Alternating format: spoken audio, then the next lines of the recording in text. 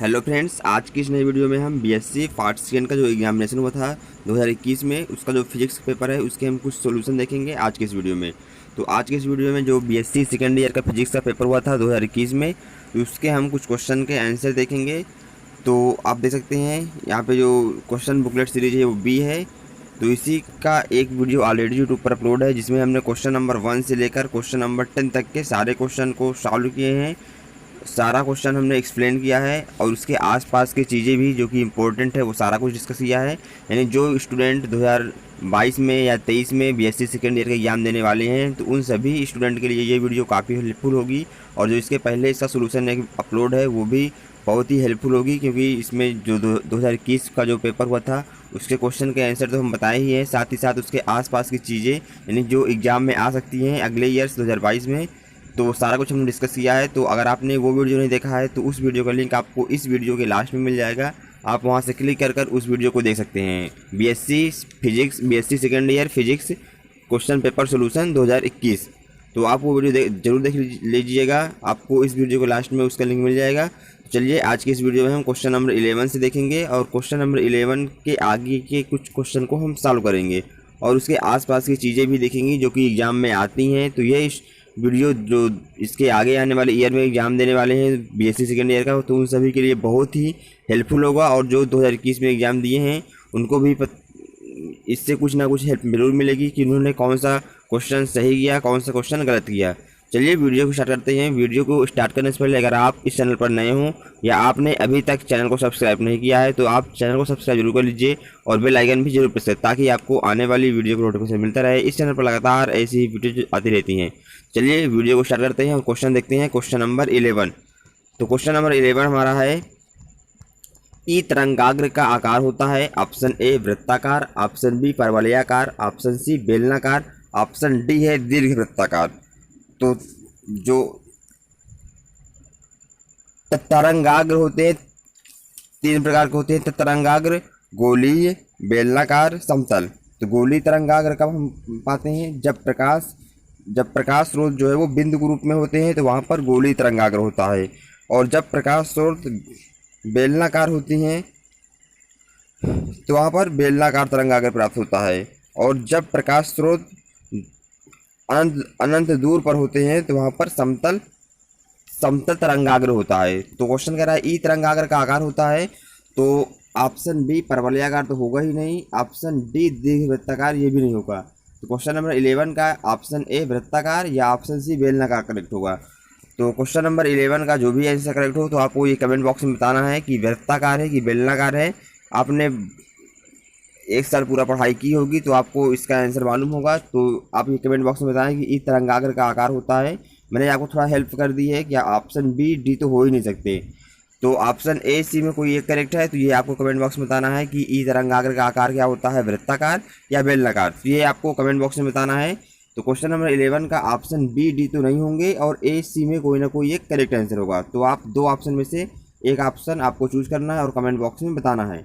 Next question है, किसी N slit प्रबंध में प्रत्येक स्लिट की चौड़ाई 0.15 मिलीमीटर है तथा उनके केंद्रों के मध्य की दूरी 0.75 मिलीमीटर है। इसके स्पेक्ट्रम में लुप्त क्रम क्या होगा। Option A 3,6,9 dash dash dash, option B 2,4,6 dash dash dash, option C है 5,10,15 dash dash dash, option D है 4,8,12 डैश डैश। मैं यहाँ पर एक चीज़ और ऐड करना चाहूँगा कि जो क्वेश्चन नंबर 12 है यही क्वेश्चन सेम क्वेश्चन 2016 में पूछा गया था कानपुर यूनिवर्सिटी 2016 में, और जो क्वेश्चन में था वो सेम क्वेश्चन था, बस यहाँ पर वैल्यू चेंज थी। यहाँ पे जो स्लिट की चौड़ाई 0.15 मिलीमीटर है तो ये जो चौड़ाई थी वो 0.16 मिलीमीटर था, और यहाँ पे जो मध्य की दूरी 0.75 है और यही जो मध्य की दूरी थी वो 0.8 मिलीमीटर था। तो सेम क्वेश्चन था। और जो क्वेश्चन पूछा गया था CSJMU में, छत्रपति साहू जी महाराज यूनिवर्सिटी में कानपुर में, और जो क्वेश्चन आया था 2016 में। तो आपको स्क्रीन पर इसका क्वेश्चन दिख रहा होगा, तो आप देख सकते हैं क्वेश्चन 2016 में पूछा गया था और यही क्वेश्चन 2021 में थोड़ा वैल्यू चेंज कर दिया गया है, न्यूमेरिकल वैल्यू चेंज कर क्वेश्चन 2021 में पूछा गया है बीएससी सेकेंड ईयर फिजिक्स में। तो जब भी आपका एग्ज़ाम हो तो आप उससे कम से कम 5 साल के प्रीवियस पेपर तो आप ज़रूर सॉल्व करिए, क्योंकि 5 साल के प्रीवियस ईयर्स पेपर से अगर क्वेश्चन रिपीट होंगे तो वहीं से होंगे और इसके अलावा कहीं से भी नहीं होते हैं। तो हम दोनों क्वेश्चन का आंसर देखेंगे, यानी जो 2021 में क्वेश्चन पूछा गया इसका भी आंसर देखेंगे, और जो कानपुर यूनिवर्सिटी 2016 में क्वेश्चन पूछा गया था उसके भी हम आंसर देखेंगे। तो चलिए हम क्वेश्चन को सॉल्व कर लेते हैं। यहाँ पे कह रहा है किसी एन स्लिट प्रबंध में प्रत्येक स्लिट की चौड़ाई, अगर हम मान लें स्लिट की चौड़ाई हम ए मान लेते हैं, तो ए की वैल्यू क्वेश्चन में गिवन है 1.15 मिलीमीटर, और केंद्रों के मध्य की दूरी क्वेश्चन में गिवन है, यानी इसको हम बी ले लेते हैं, तो बी की वैल्यू क्वेश्चन में गिवन है 0.75 मिलीमीटर। तो हमसे क्वेश्चन पूछा गया है लुप्त क्रम क्या होगा, तो इसका रिलेशन क्या होगा ए बी में। तो आप अगर देखें तो अगर हम ए में 3 का मल्टीप्लाई करें तो ये बी की इक्वल आ जाएगा, यानी 0.15 में अगर हम 3 का मल्टीप्लाई करें तो ये हो जाएगा 0.75 मिलीमीटर। तो इसका जो रिलेशन होगा ए और बी का वो 3a=b आ जाएगा, यानी जो लुप्त क्रम होगा वो 3 से स्टार्ट होगा, 3, 6, 9। तो ये ट्रिक है इसको सॉल्व करने के लिए, तो आपको ये समझ में आया होगा ट्रिक। तो इसका रिलेशन हम देखेंगे तो 3a=b है, तो जो लुप्त क्रम होगा वो 3 से स्टार्ट होगा, 3, 6, 9। तो आप देख सकते हैं इसका जो ऑप्शन ए मैच कर रहा है, तो क्वेश्चन नंबर 12 का ऑप्शन ए इसका करेक्ट आंसर हो जाएगा। और जो क्वेश्चन पूछा गया था कानपुर यूनिवर्सिटी 2016 में, तो उसको भी हम थोड़ा सॉल्व कर लेते हैं। सिर्फ उसमें वैल्यू चेंज थी, तो वहाँ पर जो था स्लिट की चौड़ाई, तो स्लिट की चौड़ाई को हम ए ले लेते हैं, और ए की वैल्यू क्वेश्चन में गिवन था 0.16 मिलीमीटर, और दोनों के मध्य जो अंतराल है उसको हम बी ले लेते हैं, बी की वैल्यू क्वेश्चन में गिवन था 0.8 मिलीमीटर। तो दोनों यूनिट आपको सेम होनी चाहिए, अगर मिलीमीटर में तो ये भी मिलीमीटर में होना चाहिए, नहीं तो आपको चेंज करना पड़ेगा। तो क्वेश्चन में जो कह रहा था लुप्त क्रम होगा, ऑप्शन ए था 2, 4, 6 इत्यादि, ऑप्शन बी है 3, 6, 9 इत्यादि, ऑप्शन सी है 5, 10, 15 इत्यादि, ऑप्शन डी है 6, 12, 18 इत्यादि। इसका रिलेशन क्या होगा ए और बी में, अगर आप बी में 2 का मल्टीप्लाई करें तो वह ए की इक्वल हो जाएगा, यानी 0.8 में अगर हम 2 का मल्टीप्लाई करते हैं तो वो 0.16 आता है, तो a=2 भी आ जाएगा। तो फिर जो स्पेक्ट्रम में लुप्त क्रम होगा वो 2 से स्टार्ट होगा, तो 2, 4, 6 इत्यादि। तो इसका ऑप्शन ए इसका करेक्ट आंसर हो जाएगा।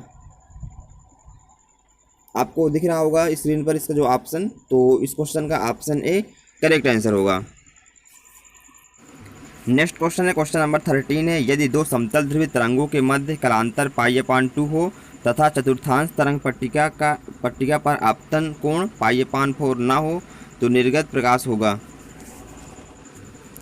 ऑप्शन ए है रेखीय ध्रुवित, ऑप्शन बी है वृत्तीय ध्रुवित, ऑप्शन सी है दीर्घ वृत्तीय ध्रुवित, ऑप्शन डी है अध्रुवित।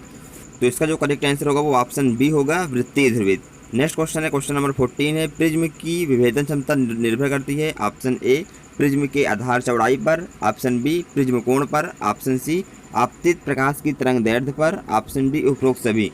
तो पहले हम इसका फार्मूला देख लेते हैं। जो प्रिज्म की विभेदन क्षमता का फार्मूला होता है, तो प्रिज्म की विभेदन क्षमता इक्वल टू होता है λ/डेल्टा lambda equal to small n into capital N equal to T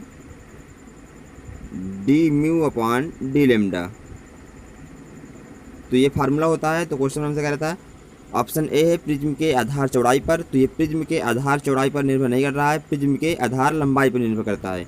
तो ऑप्शन ए इसका नहीं करेक्ट आंसर होगा, क्योंकि क्वेश्चन में जो टी है यहाँ पे फार्मूले पे जो टी है वो प्रिज्म के आधार लंबाई है, और ऑप्शन ए कह रहा है प्रिज्म के आधार चौड़ाई पर, ऑप्शन बी प्रिज्म कोण पर, तो यहाँ कहीं भी प्रिज्म कोण नहीं है, इसलिए ऑप्शन बी भी इसका इनकरेक्ट आंसर होगा। और नेक्स्ट है ऑप्शन सी आपतित प्रकाश के तरंग दैर्ध्य पर। तो आप देख सकते हैं यहाँ पर जो लैम्डा है लैम्डा पर डिपेंड कर रहा है, तो आपतित प्रकाश के तरंग दैर्ध्य पर निर्भर कर रहा है, तो प्रिज्म की विभेदन क्षमता निर्भर करती है। तो ऑप्शन सी इसका जो है आपतित प्रकाश के तरंग दैर्ध्य पर, इसका आंसर सही हो जाएगा। ऑप्शन डी है उपरोक्त सभी पर, तो ये प्रिज्म कोण पर निर्भर नहीं कर रहा है, ना ही तो प्रिज्म के आधार चौड़ाई पर, तो इसका ऑप्शन डी भी इनकरेक्ट आंसर होगा। तो आप ये कमेंट बॉक्स में जरूर बताएं कि आप इसका आंसर क्या समझते हैं, यानी प्रिज्म की विभेदन क्षमता निर्भर करती है, यानी इसका option A B C D में कौन सा करेक्ट है, तो आप ये भी कमेंट बॉक्स में बताएं। तो आपके हिसाब से कौन सा करेक्ट है, तो यानी मैंने इसको सॉल्व किया, मेरे हिसाब से इसका ऑप्शन सी इसका करेक्ट आंसर आ रहा है। आपतित प्रकाश के तरंग दैर्ध्य पर क्यों आ रहा है, क्योंकि जो फार्मूला होता है प्रिज्म की वर्ण विक्षेपण का, प्रिज्म की विक्षेपण क्षमता का, तो वो उसमें उस फार्मूले में कहीं भी प्रिज्म कोण नहीं है, ए और प्रिज्म के आधार लंबाई है, चौड़ाई नहीं है, यानी यहाँ पे जो टी है वो प्रिज्म के आधार लंबाई है, प्रिज्म की आधार लंबाई। तो मेरे हिसाब से इसका ऑप्शन सी आंसर करेक्ट होगा। आपके हिसाब से क्या आंसर इसका सही है तो आप ये भी कमेंट बॉक्स में बताएं। सही आपका ही आंसर सही हो तो मैंने इसको सॉल्व किया, मेरा ऑप्शन सी इसका करेक्ट आंसर आ रहा है, आपतित प्रकाश के तरंगदैर्ध्य पर। अब देख लेते हैं नेक्स्ट क्वेश्चन। क्वेश्चन नंबर 15 है, यदि रेखीय विद्युत चतुर्ध्रुव का अच्छी चतुर्ध्रुव अघूर्ण क्यू डी हो तो माध्यमिक रेखा पर इसमें आर दूरी पर विद्युत स्थैतिक विभव का व्यंजक क्या होगा। इसलिए option A B C D 4 option given है, इसका जो ऑप्शन ए होगा वो करेक्ट आंसर होगा। नेक्स्ट क्वेश्चन है, क्वेश्चन नंबर 16 है, यदि 575 नैनोमीटर तरंगदैर्ध्य का प्रकाश एक द्वि स्लिट पर ऐसे आपतित हो जिसमें तृतीय दीप्तपुंज 6.5 डिग्री कोण पर दिखाई दे, द्वि स्लिट के मध्य अंतराल क्या होगा। यानी स्लिट के बीच की दूरी हमसे क्वेश्चन पूछा गया है और क्वेश्चन में गिवन है साइन 6.5 डिग्री की वैल्यू 0.1132। ऑप्शन ए है 5.0 माइक्रोमीटर, ऑप्शन बी है 10.0 माइक्रोमीटर, ऑप्शन सी है 15.0 माइक्रोमीटर, ऑप्शन डी है 20.0 मीटर। चलिए इस क्वेश्चन को भी हम देख लेते हैं। पहले क्वेश्चन में क्या क्या गिवन है पहले ये देख लेते हैं। तो क्वेश्चन में गिवन है लेमडा की वैल्यू गिवन है, क्योंकि क्वेश्चन में कह रहा है यदि 575 नैनोमीटर तरंगदैर्ध्य का, तो क्वेश्चन में लेमडा गिवन है 575 नैनो कह रहा है तो 10⁻⁹ मीटर में। और क्वेश्चन में क्या गिवन है, प्रिज्म द्वि स्लिट पर ऐसे आपतित हो जिससे जो दीप्तपुंज बन रही है वो तृतीय बन रही है, तो एम की वैल्यू 3 है क्वेश्चन में। और जो थीटा की वैल्यू गिवन है, कोण जो दिया गया है वो 6.5 डिग्री है। और देख लेते क्या गिवन है, और गिवन है साइन 6.5 डिग्री की जो वैल्यू है वो 0.1132 गिवन है। और क्वेश्चन हमसे पूछा है दो स्लिट के मध्य अंतराल, यानी जो स्लिट होती हैं S1 स्लिट S2 स्लिट, तो इनके बीच की दूरी क्वेश्चन में पूछा गया है D। तो हमको D निकालना है इस क्वेश्चन में। मैं आपको एक बार फिगर भी दिखा दूँ कैसे बना है। तो जो स्लिट है S1 S2, ये पर्दा है, तो यहाँ पर दीप्तपुंज बन रहा है, तो ऐसे बन रहा है। तो क्वेश्चन हमसे डी की वैल्यू पूछा गया है, यानी जो ये लंबाई है स्लिट के बीच की दूरी, वो क्वेश्चन में हमसे पूछा गया है। चलिए इसको हम सॉल्व करते हैं। इसको कैसे करेंगे, तो सारी वैल्यू हमने देख लिया, यानी क्या क्या गिवन है क्वेश्चन में। तो इसमें हम सिर्फ एक ही क्वेश्चन लगाएंगे जो कॉन्स्ट्रक्टिव इंटरफेरेंस के लिए होता है, यानी महत्तम तीव्रता का प्राप्त होती है, दीप्तपुंज के लिए प्राप्त होती है। और क्वेश्चन में कह रहा है हमको प्राप्त होता है तृतीय दीप्तपुंज, तो जो मैक्सिमम इंटेंसिटी पर मिलती है या कॉन्स्ट्रक्टिव इंटरफेरेंस या महत्तम तीव्रता जब मिलती है वो हमें दीप्तपुंज मिलती है। और जो उसका इक्वेशन होता है d sin theta = m lambda. तो इसी फार्मूला में हम जितनी भी सारी वैल्यू क्वेश्चन में गिवन है सारा कुछ रख देंगे और हमें d की वैल्यू मिल जाएगा। तो चलिए एक बार इसको हम रख भी लेते हैं ताकि आपको कन्फ्यूजिंग न रहे। तो d = यहाँ m की वैल्यू कितना था क्वेश्चन में गिवन था 3, क्योंकि जो दीप्तपुंज बन रही है वो तृतीय बन रहा है, तो m की वैल्यू 3। और जो लैम्डा क्वेश्चन में गिवन है वो 575 नैनोमीटर था, तो नैनोमीटर को हम चेंज करेंगे मीटर में, तो हो जाएगा ये 10⁻⁹ से इसको मल्टीप्लाई कर देंगे तो ये मीटर में आ जाएगा।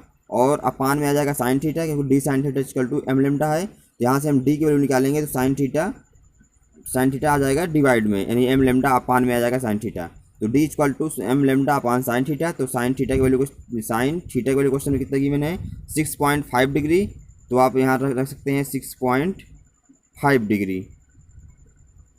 और साइन 6.5 डिग्री की वैल्यू होती है क्वेश्चन में गिवन है 0.1132, तो आप ये भी इसको रख लीजिएगा, यानी इसको आप 3 × 575 × 10⁻⁹ अपान 0.1132। तो आपको इसको सॉल्व करना है, तो आप 3 का मल्टीप्लाई करेंगे 5 से और 5 से, अब डिवाइड कर देंगे 0.113 से, कि जो भी वैल्यू आए तो आपको उसका ऑप्शन मिल जाएगा। तो इसको मैंने अभी सॉल्व किया था, तो ये आ रहा था 15238.5 × 10⁻⁹।